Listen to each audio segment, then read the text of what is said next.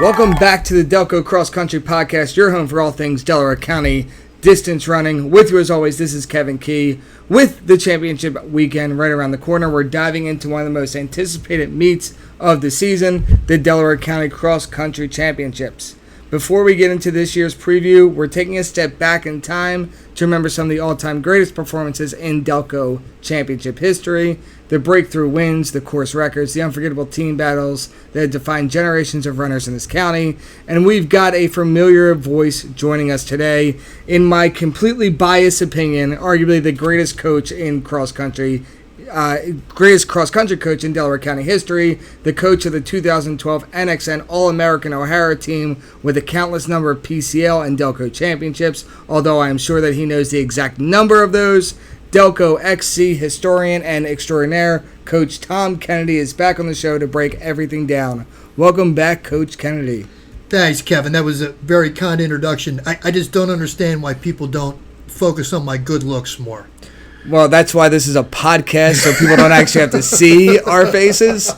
My grandmother and my mother used to say I have a face for radio. I think you actually said that to me at one point in my high school running career as well. I plead innocent. For those who don't know, I will call Tom Kennedy Coach K or K throughout the entire podcast. So if you hear me saying K a lot, it's because that's what I know him as. I do also want to note that joining me for another segment later in the show, to still be recorded, because that will happen after this one, I am going to have another man with an extensive resume in his own right. Legend. He has a number of DELCO championships. He has a couple Olympic athletes. Everyone's favorite MC at track meets, specifically those coaches who are on the infield. Coach Bill Coren of Strathaven will be on my show later on in the segment. You won't even notice that segment will just run right through. And he will definitely not show any bias at all on that podcast. Coach Coren's a legend, and we should all thank Coach Coren for what he's brought to Delaware County cross country. Great guy. So we're going to be looking at the top teams, top individuals to watch this weekend, and what it's going to take to bring home the DELCO title. So settle in, because we're taking tradition, we're talking rivalries, we're talking championship racing in Delaware County. Let's start this off with some greatest DELCO championship performances of all time. We're looking at the historic races of all time. Kennedy, when I say historic races, what comes to mind? Well, on the boys' side, if you talk the DELCO 1983 championship is generally considered to be the best head-to-toe race of individuals. There were so many legends in that race, and at a time when you could pull that back up on the DELCO Roadrunners website, it's just amazing. The winning time of that race was 15:37. They were flying, and it was that was a race stacked with legends. And on the flip side of that, the race that's generally considered to be one of the slower championships in history would be the 1998 DELCO Championships. It was a crisp fall day, but the wind was blowing, and the times there were a little bit slower than a lot of the years going forward. So we constantly break down legendary individual wins. We break down iconic team battles. When you think of a legendary individual win for an athlete at DELCO Championships, who do you think of? Which race do you think of?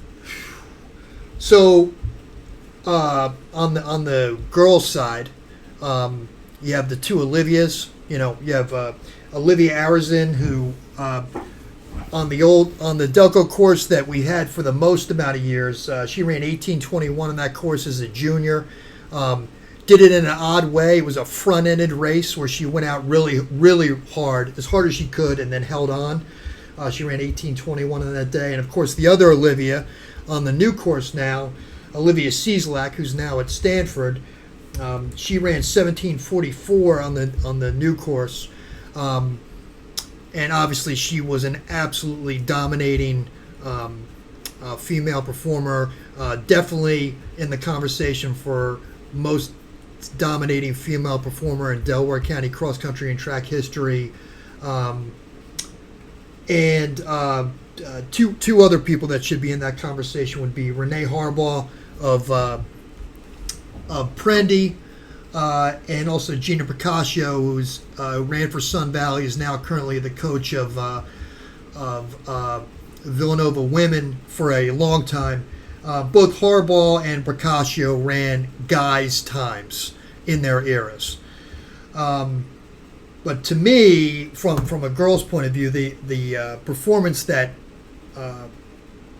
impresses me the most is the 2006 Radnor girls team.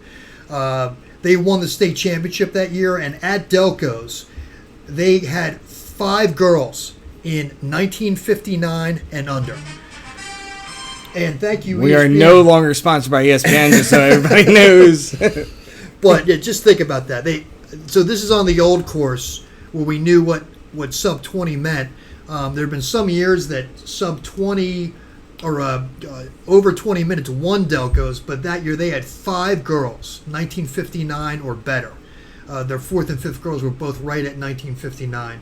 Just an incredible performance by Coach Flanagan and his crew from the 2006 Radnor girls team.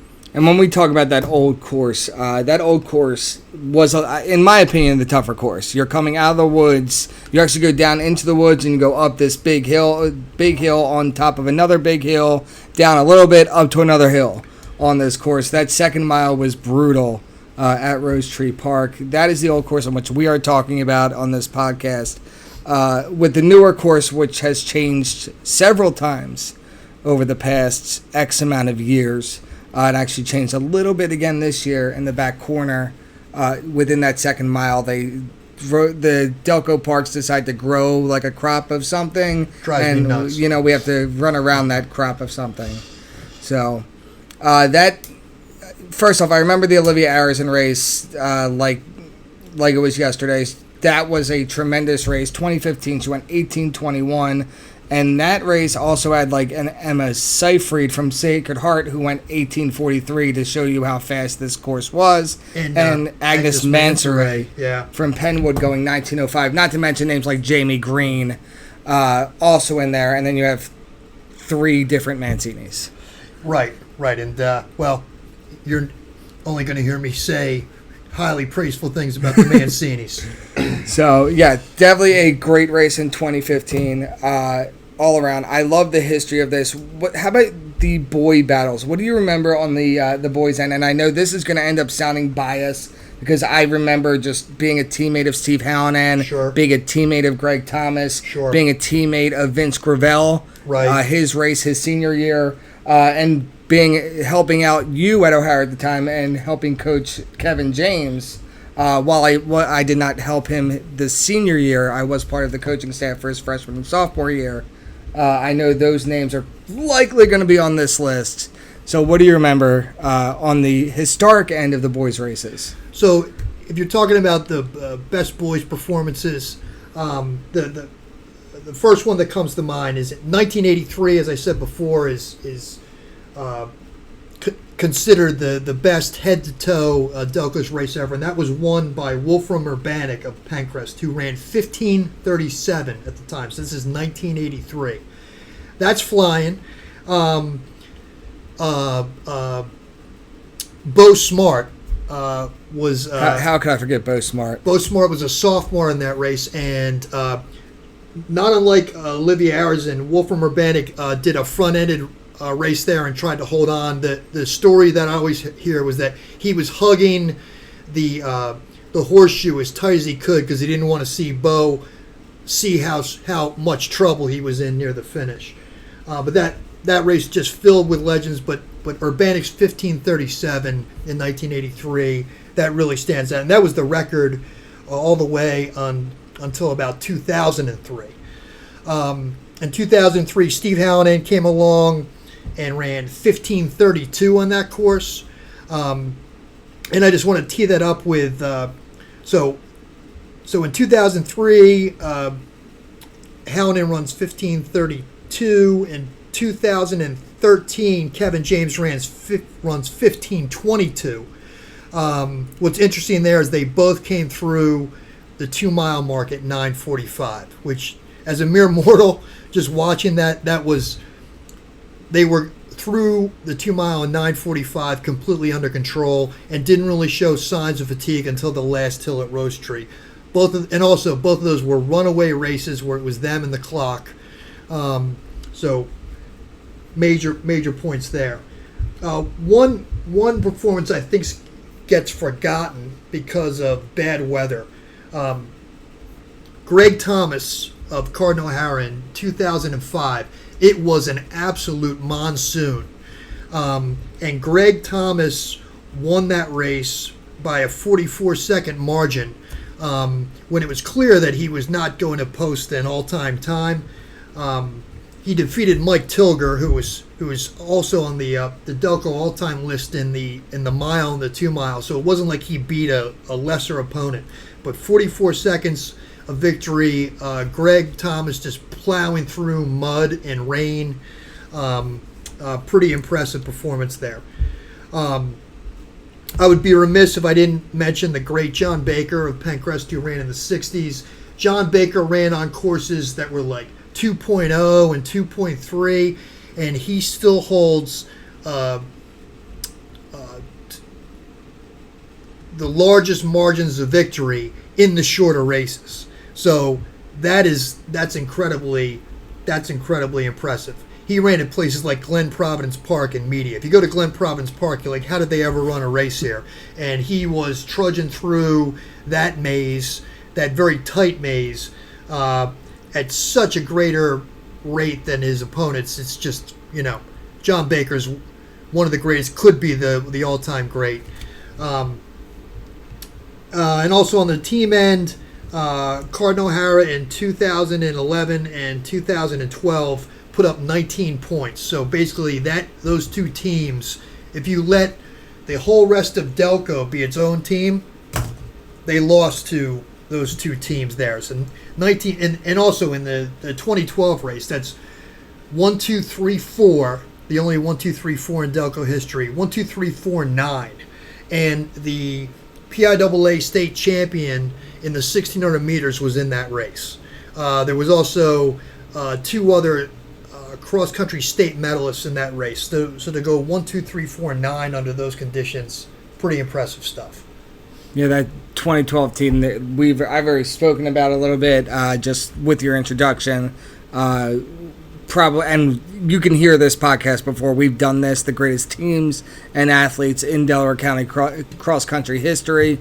That was a show we did last year, so if you go back in time, it was a bonus episode in Season 2, and I think it happened right along DELCO Championship week, and we definitely speak a lot about that 2012 cross-country team from Cardinal O'Hara. Fifth at NXN. Fifth in the nation. That was probably my favorite race I've ever been to.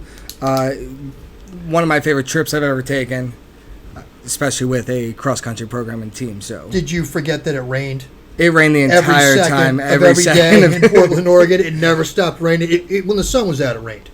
That's the day I learned you could put newspapers in your shoes and they'll dry. Yeah. So, and they dry pretty fast overnight. So if you ever get stuck in that rainstorm, throw those newspaper in your shoes and it'll dry up.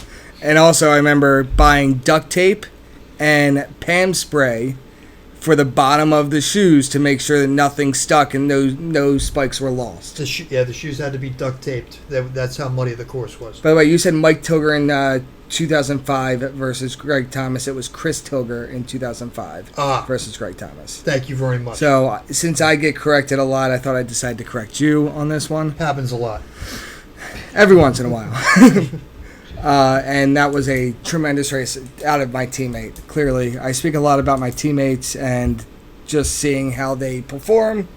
One of my favorite things to do and talk about, and obviously completely biased with everything. And I can't believe that was a year in which O'Hara lost, I believe, on the boys' end, if I'm correct. No, the Greg Thomas... Oh, wait, no, sorry. Yeah, they won. They won. Thank you. Now I'm going to be beat up by my former teammates for mentioning that. Let's go into things in which we want to watch this DELCO Championships. What a weekend this is going to be. Going into this weekend, it kind of reminds me of a historic battle in 2019. between the team from Pencrest and the team from Haverford, where it went down to the sixth man, and Pencrest was able to win on the tie. 43-43 tie, broken by the sixth man. I can see this weekend going pretty similar. I mean, I got some heat over the past couple days over my rankings. Let me go over my team rankings going into DELCO Championships. That doesn't mean this is what's going to happen this weekend. This just means it was the rankings after this past week. Finally, we got some 5Ks under our belts, but these rankings got a little bit of heat. Number 1 ranked right now, I have Pencrest. Number 2, I have Haverford. Very close between those two teams. Number 3, I have Episcopal. Number 4, I have Ridley. And number 5, I have Penwood. I mean, we could go into our team discussion, but let's go into our individual discussion first. Sure. Let's break down who we think is going to end up in our top 10 of this race.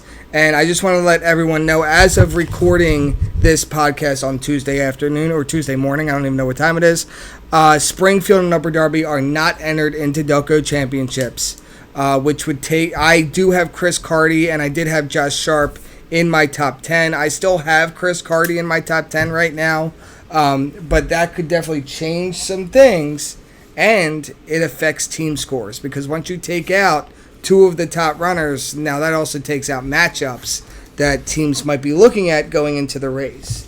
So this could be an iconic battle. I think it could be an iconic battle both individually and team-wise. Individually right now, I have Rowan Carr winning this race. I just think Rowan has another trigger. I think he can definitely take over a race, and at one point, hopefully he does. Yeah, I think Rowan Carr is deservedly the runaway favorite here. I think the only way he can get into trouble if he lets people stay around in the race. But if he just comes out and says, hey, I'm going to show everybody who Rowan Carr is, that will not be close, and he should win going away. If he allows people to stay around, there's some guys that can give him trouble. But if he just says, hey, I'm going to show you I'm a generational cross-country talent right here, it's going to be no contest. And that's Rowan Carr of Pencrest. Sorry for not mentioning the school name. That's Rowan Carr of Pencrest, who is my favorite to win this race individually. My number 2, and this is where we have a disagreement. I think Teddy Foster from Haverford is ready to take the next step up. I think Teddy has a chance to even kind of push Rowan Carr a little bit up front. I think Teddy Foster will be is number 2 overall in this race. I know that you have a difference of opinion. I know that you believe it's going to be Curtis Connor of Episcopal Academy. I do, and that doesn't take away from the fact that Teddy Foster is a tough dude. I don't think he's on the same level as a Rowan Carr. I think if Rowan Carr keeps the pace slow or fast, I think Curtis Connor is going to be your number 2. Yeah, and I mean, if I'm looking at this, I'm looking at Teddy Foster, who ran 16:26 at the Foundation Invitational. Impressive. Which is an impressive race. He went 6th overall in that race. I just find it very hard. Like, I think that Hershey course is one of the hardest in the state of Pennsylvania. No doubt. That and Belmont would be those bottom 2 as like those hardest courses in existence in the state of Pennsylvania, maybe even nationally. So for him to throw out a 16:26 on that course is impressive, and I think he could definitely challenge up for him. So you have Curtis Connor number 2. I have Curtis Connor number 3 on my list. I think Curtis Connor still has something. He impressed people. I think his leadership up front after 15:56 the other day at Whippets will definitely show, hey, Episcopal's still here to race, and hopefully they have that team score to show it. Yes. At number 4, this is where we also, this could go any way. So this is kind of like throwing in team rankings with everything, too.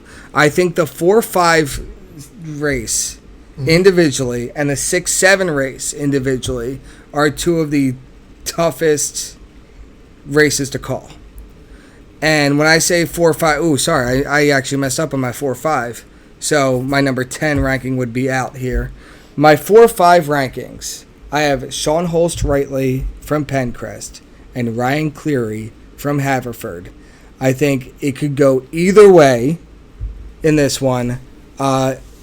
I have put a lot of eggs in the basket of Haverford throughout the entire season, except for the rankings this past weekend. So I am just going to call it, hey, one of those guys is going to finish fourth, one of those guys is going to finish fifth. I think one of the interesting things there is the next couple guys from the next three guys from Pencrest can be interchangeable. The next two guys from Haverford can be interchangeable. So, and also I think it's going to play a huge part in what happens in the team race, which we can talk about later. But I think you're going to see a lot of red, white, and gold right up around those spots. Well, number 6 I have in this race is Chris Carty. Even though Springfield right now is not entered into the race, Chris Carty, I think, is a first-team All-Delco type of athlete. Chris Carty from Springfield is right up there within my top 6 in this race. Number 7 I have in this race. Once again, 7-8 is where everything gets thrown off. Again, this could be interchangeable. It could be Charles Mulholland from Pencrest. It could be Sean Lawson from Haverford. I think the team race is going to depend on where these guys misplace each other. Once again, that could be interchangeable throughout the entire course. So what are your thoughts there? Same thing? So team-wise, I think it's like if you're Haverford, you want to put your 1, 2, 3 in before Pencrest puts their 2 in. If they can do that, it's going to be very difficult for Pencrest to win. If Pencrest can prevent that from happening, it's going to be a very close race. I see Pencrest as winning the team title. I see it as a single-digit win. I also see it as a throwback to the 2019 race where yes, 1, 2, 3, 4, 5 are always important, but your 6 men better be ready to do battle that day because we could be looking at a tie. You gave your team result away already. I'm still on my individual list. Well, you know, You're getting old, Kennedy. It's not good. I'm a latchkey child. I'm ahead of my time. Well, I've already said that for a long time. Number 9 in this race, I have Alma Mateos from Ridley. Alma's had a great season so far. And number 10, I had Joshua Esters from Penwood. It could also be Donnie Cave from Bonner and Prendy. Joshua Esters continues to impress throughout all of his 5Ks and all of his races this year so far. I think Penwood has done a great job. That's why I also put them as my number 5 team in the rankings. Shout out to Coach Jordan. And then also I have Donnie Cave in here. Donnie's only run a couple 5Ks this year. He ran one back in late August, Trials for Miles in Virginia, and then ran a PCL meet. And I think we all know how right now league meets are going. A lot of these teams use these league meets as workouts and not races. So I'm still waiting to see Donnie Cave perform in a 5K, and I think we get it this weekend. Both of those guys were incredibly impressive in the track season. So, yeah, those guys, it'd be interesting to see how they do at Delcos. So let's get into it. Let's dive in. I mean, you've already made a prediction, your bold take on the record. Pencrest, single-digit win, potential tie, very tight with Haverford. Could go either way, but I'm picking Pencrest. On the record, Tom Kennedy picks Pencrest, and I will give mine on the record. I know my rankings went out the other day. I know people weren't happy with my rankings the other day. And some people were really happy with my rankings the other day. If I'm a team from Haverford, and this is something that you did all the time, you gave us a little bit of history going into our DELCO Championship meets. You always told us where we could be. You always told us how to misplace people and what the next step was. You gave us some motivational speeches. You also may have bashed and trash-talked the competitors at times, but that's what we needed as millennials to get onto the next level. If this is my millennial time period at Cardinal O'Hara, what I am doing is I'm taking a screenshot of the rankings and I'm saving it on my phone. Gotcha. And I'm saving it for the week because you got number 1 Pencrest, you got number 2 Haverford, and I think Haverford's going to take that personally. If I'm them, I screenshot, I save it on my phone, and I keep it as my screen just to remind myself, kind of like Jalen Hurts did when the Eagles lost the Super Bowl, of him walking off the field with the red and yellow confetti all around him and his head down, and his lock screen was was that for a couple of years until they won. I think it might still be that, to be honest. If I'm Haverford, I think I'm doing that as a competitor, reminding myself that people might not believe me, and I like that underdog story. And I think either way, Pencrest or Haverford in this one could be an underdog story. And I know no matter what, people are gonna say something to me after the race. I know Rowan Carr last year, he was like, you put us at number 2. And you chose Episcopal last year. And he said this to me right after DELCO Championships. Little shout out on the podcast on that one in the interview. But I'm going to have to do it again. I'm choosing Haverford by 1 point over Pencrest in this one. I just think that 4 or 5 really do step up for Haverford. It's going to come down to that 4, 5, 6. In reality, and who's got it? Who's got the gutso to finish off a 5K race to the top of their abilities? And I think Haverford might use my rankings as fuel. I also think that Rowan Carr and Pencrest might use this podcast as fuel. So anything could potentially happen this week at DELCO Championships. We'll also think about this. These are 2 teams that on paper look extremely tight. Like, the margin between the 2 is very difficult to detect. And they have to see each other at DELCOs, the Central Leagues, and District 1.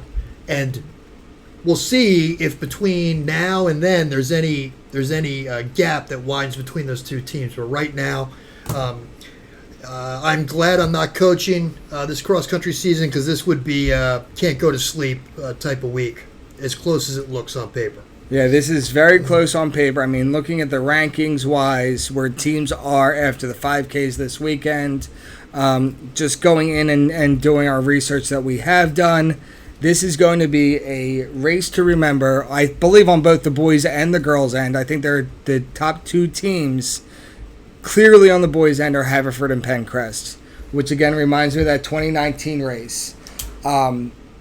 I don't see any team really sneaking in right now. I think the other missed places, you can go top 5 here. I would say right now it's Haverford 1, Pencrest 2, Ridley 3, Episcopal 4, and it could be anyone for number 5 right now. I could stick with Penwood at number 5, but I also really do like the boys of Strathaven. I think they've had a really great season. I think they're continuing to build, so I will put Strathaven boys at number 5. Dark horse wise, I would look for Episcopal and Strathaven to surprise some people at this meet, but I still stick with Pencrest 1 and Haverford 2, and we're going to find out how that plays out. Well, Kay, I appreciate you joining the podcast today. Thank you for breaking down DELCOs. Thank you for breaking down a little bit of history going in, giving us some bold takes, maybe some upsets. If I couldn't wait for those DMs on Instagram and Twitter at DelcoXCPod based off my rankings this week, I'm sure I'm going to hear about it when this podcast releases, up until the minute that the races go off on Saturday. I'm looking forward to being there. Are you going to be there this Saturday? I will definitely be there, and the talk is interesting, but once the gun fires, it's going to be proven with the legs and the guts, and it's going to be fascinating to watch how this breaks out. Well, get ready. It's the first year ever in which we have a middle school races, we have high school races in Delaware County Championships. I'll break down everything later on the show after I speak with Bill Coren about what you can look out for and the race schedule this weekend. Tom, thank you for your time. I appreciate it, and I'm going to have you sign off while I go and enjoy my conversation with Coach Coren.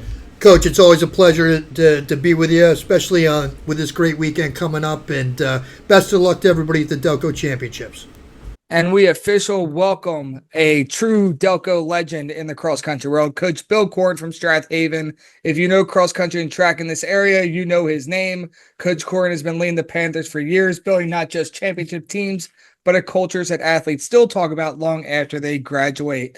He's also an MC extraordinaire at all of the track meets, mostly in the past few years, but I know he stepped down away from that, but I think he's going to unretire just to make sure all of the coaches are happy at track meets. Bill, welcome to the show. Thank you so much. I noticed that I have my wife's name up in my picture. I know it should be Bill Coren instead of Andy Coren, but I didn't change it, so let's let it go. Well, nobody's going to see this anyway. We have a face for radio. That's what I said with Tom Kennedy. Oh, So beautiful. we Glad got a to- good face for radio. Okay. So Coach, I know you have officially sent out a Delco preview all around. Before we get into Delco championships and your predictions, we spoke with Tom Kennedy earlier about legendary performances, both on the boys and the girls end, but it was mostly boys. Which legendary cross country performances at championships do you recall? You could go individuals or teams. Well, I'll tell you, O'Hara won a lot of years, and I'll never forget the year that the course used to be really tough running over the little creek and coming up that last hill, and then going up the hill to the finish line. And I can remember 3 O'Hara girls who were in first, second, and third crawled up the hill, and O'Hara still won the championship. And that's something that I'll never forget when I saw them crawling on all fours, all 3 of them. I also saw some absolutely great individual races, that were involved, different people. The most, I guess for me, the biggest moment for me was when I had a girl named Abby Kennedy who won Delcos, and the year before she was 43rd JV. Impossible. We don't even know what happened. It might have been a new girl with the same name. I don't know, but that is an unbelievable improvement. Well, it's funny because we have a chance of actually seeing something kind of like that this year at Delco Championships, where Marple Sloan Smith, I might have messed up. Yeah, Sloan Smith, she didn't run cross country last year. She didn't run indoor track, but she's on milepost as a 5:51 miler. Right. It's shocking. And has a chance to go out there and just continue that over a 5K period plus that 0.1, which is absolutely crazy. It is. But I mean, historically, there's been so many good runners in Delaware County, girls wise. Many of them went off to college and ran super well. I mean, you've got like girls that were really, really good through the period of time. Just recently, you have Olivia Sislak from Haverford, and she, I believe, won it as a junior, but I don't remember exactly. She didn't win it last year, but her team did. And there's been a lot of tons of good girls, and it goes way back to, I believe, Interborough actually had a champion at one point. I think Joanne Smith won in the 1990s. But since then, it's been a whole lot of different schools, individuals, and there's been a lot of great races. It's a tremendous course. One thing about it, it's a competitive course. It's not like you're running at, Downingtown West or Lehigh. You're running a cross-country course. You're running a course like Belmont Plateau, a little safer, but it's a great place to be. And Rose Street Park has tried its best to keep us, even though we had to change the course in the last couple of years. Yeah, and those course changes definitely throw things for a loop sometimes. And then we did talk about that change, and then we actually talked about the creek to pole hill that you were talking about with the 3 O'Hara girls crawling up earlier on in the podcast. That was the course I ran on. I loved that course specifically, and my team would actually train on that course when I was coaching over at Bonner and Prendy. Bill, let's get into it. You've already dove into this a little bit, emailing out coaches, so you already have this kind of fresh in your mind. We're going to talk top 10 individuals before we talk about a team result in this one. And one thing I like about your emails, one thing I like about this podcast, it kind of lights that fire with athletes, specifically if they're missing from our list. And I mean, that's what I used for years when 2017, Jenna Rastetter's name was failed to be mentioned in your preview. And she ended up as 3rd overall in that race. Just something to use as fuel for the fire. And that's one thing I like with this podcast is it's giving those kids like Rowan Carr last year gave me a shout out at Delco. It's like, yeah, don't vote against me again. It kind of lights the fire under these kids. And I actually really like that aspect of this. And Kev, with the coaches, they are looking at this preview, and some of them are going back to their teams and saying, hey, Coach Coren of Strathaven doesn't have you in the list. What are you going to do about it?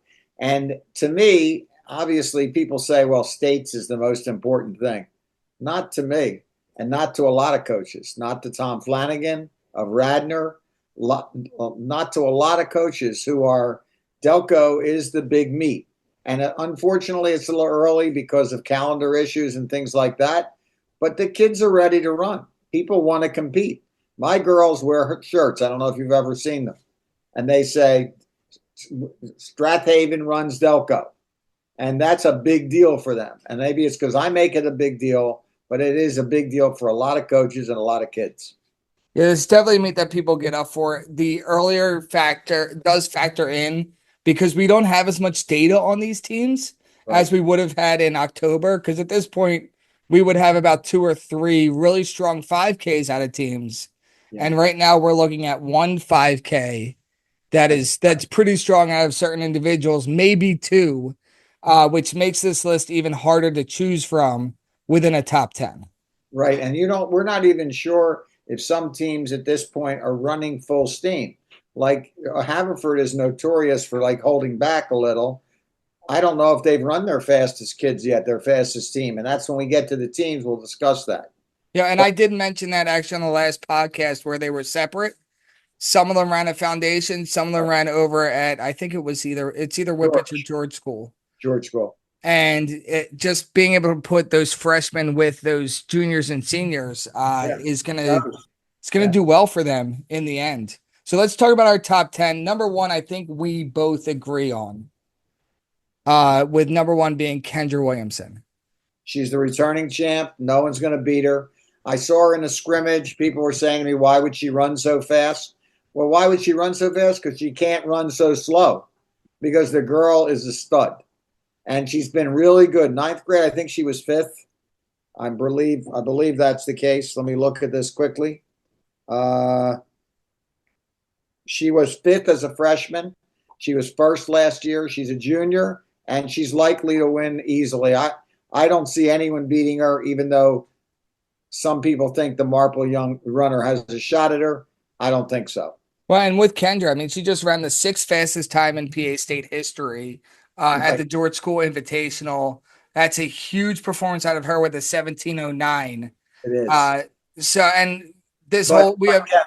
The course, the George School is notoriously fast. That's what I think. I thought George School and Whippets are 2 pretty fast courses. They are alone. I think that, I mean, we don't really have an official course record on this course, I believe, at Rose Tree because it's changed so many times. Yeah. I think Kendra is someone who, if the course stayed the same, I think she would have a chance of potentially breaking a course record. I agree with that. She's as good as any girl that's run there, in my opinion. We've had girls that were state champions, so I think she's legitimately, if she were running at the state meet this year, there's no question about it that she's within like the top 3 or 4 girls in the state. I definitely agree with that. I know right now, ranking wise, she's number 2 in the state based off of time. I know Mile Split has a little bit different coming out, but based off time, she's number 2, only to Mackenzie Skelly, who went 16:49 on that same course. Yeah. Number 2 in this race, I think we both agree with this one as well, and that is Sloan Smith from Marple Newtown. Definitely, 100%. I am so impressed with this girl. She is strong as a bull. She runs tough. I think she might either is a soccer girl or was a soccer girl. I can't believe she's improved this much. Coach Butler has done an outstanding job with her. She is an absolute beast. I love watching her. And watching her at Whippets, I only saw her get stronger as that race went on. I think she got out a little bit slower and then was able to pick up as that race went on, which was, to me, very impressive. And I saw that a lot out of Marple Newtown in general at Whippet Invitational. Mm-hmm. So this is where we get thrown off because you have a top 4 as on your preview as locked in pretty much, where I think the top 2 are locked in and then it's anybody's ball game. Got you. And anybody's ball game would include my 3, 4, 5, and really could be any of these girls. 3, 4, 5, 6, 7, 8 could all be within this top time. Actually, my 9 and 10 could be as well. Okay.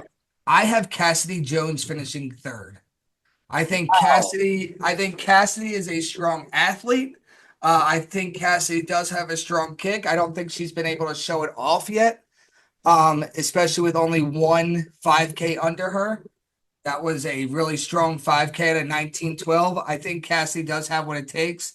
And I think that Cecilia Kane is going to be right with her in that race. Cecilia showed up last year at Delco's, going out with that top group and kind of fell off as we got closer to the finish. Just got outkicked a little bit. I think those two have similar race styles, which is why I have those two at 3 and 4. It's really interesting. I was looking back why I don't have Jones on my list. And after looking at the names of who she's run against, she should have been on my list. She's a person that, even though I only had 11 girls on, she's certainly among that group. I don't think if she gets top 4, I'll be really surprised. And the reason I want to let everybody know you just admitted a mistake. yeah, I did make a mistake because she should definitely be in the top 11 or top 12. I don't know. I just must have lost her in my going through, but she's certainly a quality girl. She should be in the top 12 that I have, but I would not put her in the top 4. Who is in your top 4 so everybody can hear Okay, it? I don't see her. I don't see her beating the Radnor young lady, Anderson. Caitlin Anderson, who I have at number 5. Right. And I also don't see her beating Lustgarden, who's now running absolutely great. She ran great at Foundation. She has really come back from being a little up and down as a junior. Terry Lillycrap is really, really, really impressed with how she's practicing and the way she is this year. And she's a senior. And you know me, I love to see a senior do well. Which is funny because other underclassmen, guess what? They'll be back. I'd love to see Lustgarden up there. I really like Lustgarden. I have Lustgarden at 7. I really like Avery. She's got a good personality. I've talked to her a few times already. The only reason why I have her at 7 is because I think the other ones in front of her have a better kick. Right. And I think in the end, that's what it might potentially come down to. I would love to see Avery within the top 3 or 4, but right now I do have her at 7. Okay. But I have her behind Caitlin Anderson, who was able to outkick her at the Central League meet number 1. Correct. And Emma Watson from Agnes Irwin. Emma Watson ran well at the Panthers. The Whippets. The Whippets, yes. She's got some talent. She's good. And I think if Agnes Irwin is going to do anything, I can't see her beating Lustgarden, believe it or not. I just don't see it. Well, I think if Agnes Irwin is going to do anything in this meet, they need their top 3 to really step up within that top 10. True. And I think Emma being their top runner has that best chance for them to make a little bit of a splash within the top 5, 6. Yeah, last year she was 13th. Yep. She is better. She is a senior, and she certainly has a shot to do well. However, there are girls in my opinion, even though I didn't rank 5 to 11 or 5 to 12, I still think she's going to have a tough time beating Kane, maybe beating Gaffney again, maybe Tierney from Notre Dame. I think those girls are all pretty strong, and I don't know if she can run. It is Rose Tree. They haven't run it yet, this year. They went to some easy courses. So I don't know. Yeah, and that's where my rankings get thrown off a little bit because I think hills do matter, especially at Rose Tree. You just mentioned other names that are on my list. I have Avery Lustgarden at 7. I have Carson Tierney at 8. I have Kayla Gaffney at 9. And rounding out the top 10, I put Avery Brennan from Agnes Irwin as well, because like I said, they need to really sneak in there within a top. You can also have athletes like a Sophia Casey within there, or a Coco Connor from Radnor could definitely be in there. And then, of course, Mara Carey, who I've always been, and I've been supporting. I've been very much a Mara Carey fan for the past 3 years. We appreciate that. And the only girl that we missed a little, probably did miss her, is Dan Canis from Haverford. Yep. I have her in my list. She is a senior. She was 6th last year. She has not really, they haven't really run, as I said, totally committed.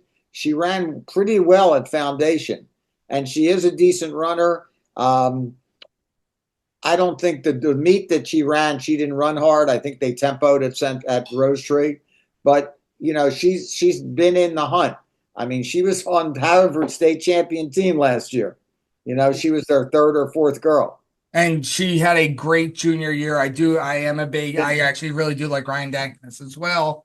It is going to be really hard just to get into this top 10 at DELCO Championships. Right now in Delaware County, we have 17 girls that are sub 20 on different courses. Now, those courses are Whippets and George School. We have a Caitlin Anderson who went 1948 on Rose Tree. Right. We have Avery Lustgarden who went 1937 at Foundation, the Hershey course. So these are faster courses with the exception of that Hershey course or this Rose Tree course. It's individually, I'm going to say this, I hope I say this the right way. There are some really good girls and there's some depth. But in the past, we've had really good girls with a lot, and a lot of depth as well. The individuals, though, there aren't as many from the same team as there usually is. And that's made leading into the race, the team race, is ridiculously open. I mean, like in the past, you'd have a team have 3, 4, 5 girls in the top 20. We don't have any team that can put 5 girls in the top 20, not even close. Yeah, which makes this team score so difficult to choose from. I'm telling you right now, the team score is going to be higher than it's ever been. Do you know what the number? I think the number is.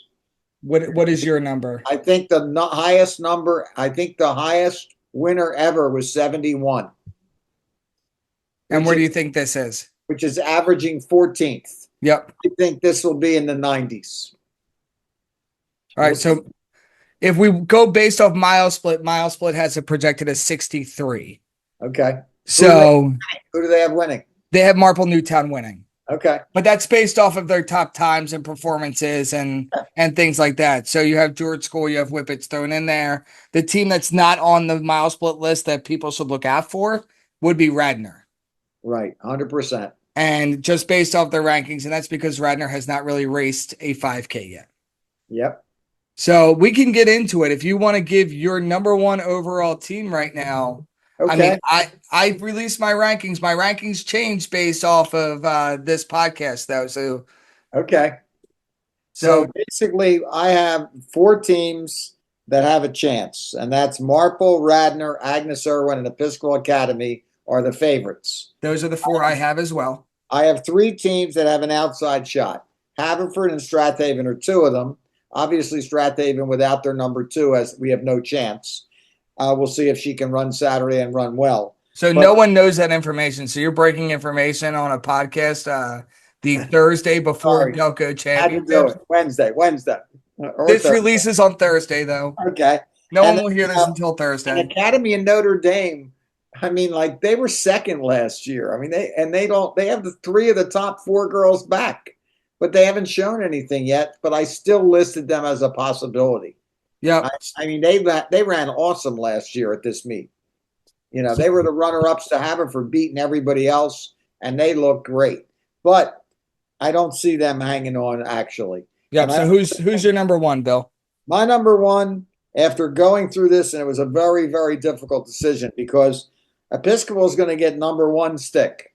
In the old days, people don't know what a stick means. That's what they used to give out before we had computers.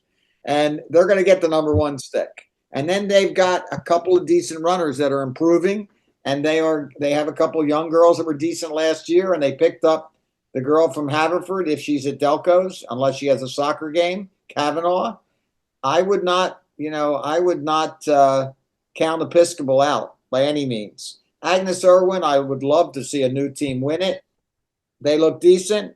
I think it's going to come down, believe it or not, though. I think it's still going to come down to Radnor and Marple. And the reason I say that is they both have a 5th runner. They both have girls that can run. I think both their 5th girls will be under 30. And that will make a huge difference. And I have to choose Marple over Radnor the way they've been running. And I have total respect for them. They only beat us by 10 the first meet, and then they beat us by 60 the second meet.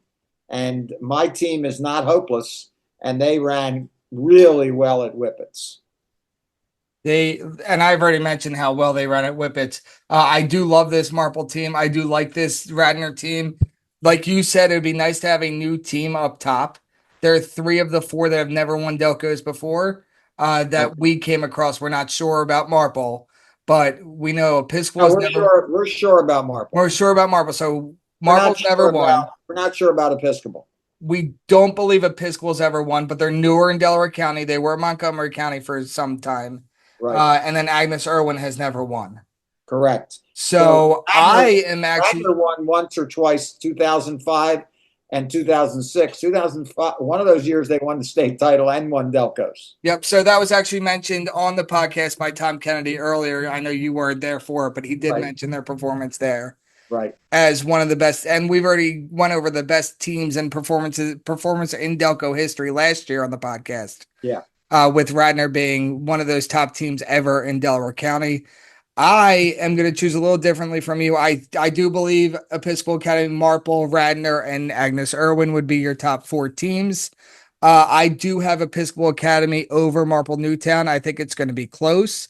I think, once again, this comes down to your 4 or 5 runners. Yeah. And I think if they get up for it, I think Episcopal can take over. I really do I like Ava Cavanaugh. I think Ava Cavanaugh can do it all. And as their number 3, potentially their number 2 in this race and dragging people along, that would be huge for Episcopal if she can slip into that top 10 and bring Hannah Todd with her. I think Episcopal has a very good shot of winning this. I have Marple finishing 2nd overall in this one. Like I said, they just get stronger as races go on. Yeah. And then the team from Radnor. My only issue with Radnor is I haven't seen them race as much. So with the lack of 5Ks and this really being their first strong 5K, they can either go out there and win this race or they can go out there and finish 3rd or 4th in this race. I will say one thing on behalf of Radnor. They did run the first 2 Central League meets. I think legitimately ran them. Yeah. Like, I don't think they were tempoing or holding back or whatever. And so they've run the hilly course twice. And that sort of gives them some advantage, and their kids a little advantage on, how to run the course, what to do, and when you're in shock at the end. At the end, you saw Anderson in that Central League meet, ran by Lustgarden, and looked really good. Yep. And they just seem to be. Well, their 6th girl, I think, is Coach Flanagan's granddaughter, which is pretty cool. And the girl's mother was the member of the state team in 2005 and 2006. That's nice history that you just threw out there. Now you're gonna have to make me change my rankings. Well, we'll see. Whatever. So I think the one thing that's going to hurt a team like Agnes Irwin, I think you've already mentioned, is potentially not racing on a hilly course. Right. And running on different courses. I know they ran on Belmont Plateau against Episcopal, which is a hilly course, but that was also a dual meet. So you never know how teams go into those dual meets. Right. I think that could potentially hurt them. 5-6, like you said, it could either be down to you, Strathaven, or Haverford. I think Haverford does have a good team. I did put Strathaven as my number 5 team, though. Well, if I will say this as a coach, I always Haverford, who does do a good job. I mean, they bring their kids along, whatever. It would be a nice feather for us to beat them in this meet. Obviously, we're trying to finish as high as we can, but 5th is better than where we were last year. Last year was the worst we've ever finished in Strathaven's history. We were 8th last year, and it wasn't that we weren't that bad. The competition is great this year. If you come in 6th or 7th this year, you're running pretty good, because there's some teams that have, even like Garnet Valley is not hopeless. They have a decent team. Ridley, they're getting better every day. You've got some teams that are trying to peak for the right times, and Delco's is one of them. Yeah, and I mean, you just named a couple that are definitely in the running. You did not include Pencrest, who do have 3 solid runners in Cassie Jones, Caitlin Crumlish, and Maddie Roudet. Right. But once again, it's going to come down to those 4th and 5th runners. Ridley's another team that you mentioned. Garnet Valley's another team that you mentioned. This is probably the deepest team-wise we've think seen in so. Delaware County in a long time. I definitely think so. And actually, Springfield is not a bad team either. They definitely are not. Right. So things get definitely interesting. Bill, it looks like Zoom is going to kick us off in a few minutes. So any final thoughts as we head into DELCO Championship? I am not 100% sure of this, but I think I am correct. I believe this is the 50th anniversary of the Girls DELCO Cross Country Championships. Not the whole thing, because the boys ran 10 to 15 years earlier than that. I believe this is the 50th anniversary of girls only. What a historic thing. How historic is it that 50 years ago, girls were not allowed to run cross country? It was not a sport. And then when they finally brought it in, the girls had to run 2.4, and the boys continued to went from 2.4 to 3.1. And now today, of course, the girls run same 5K as the boys run. And it's DELCO girls history is strong. A lot of good coaches, a lot of good kids.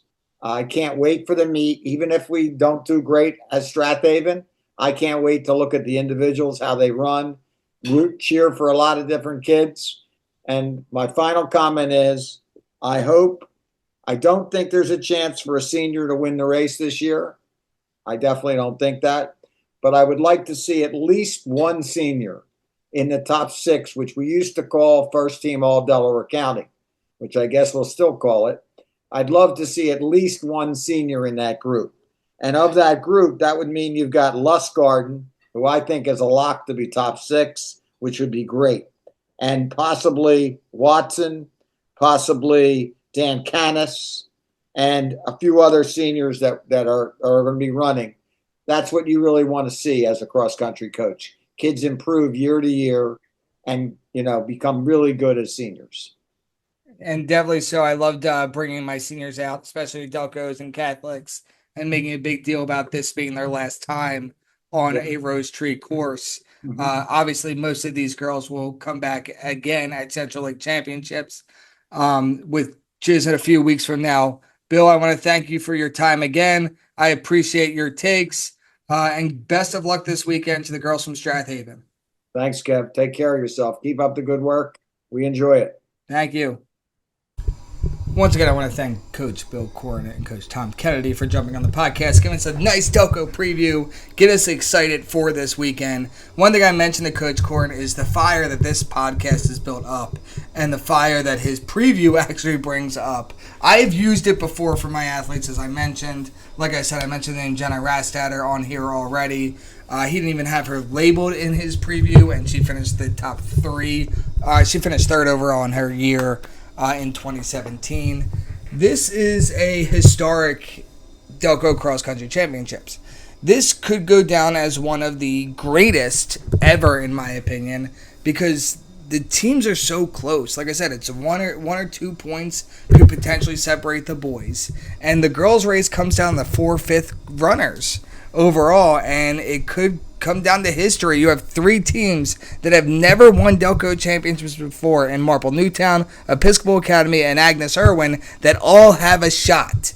You also have a team for Radnor, which I think has a nice little fire in their belly, and they have athletes that can back it up. This will be a tremendous race, a tremendous meet overall on Saturday. That is this Saturday, September 27th at Rose Tree Park. You are not going to want to miss it.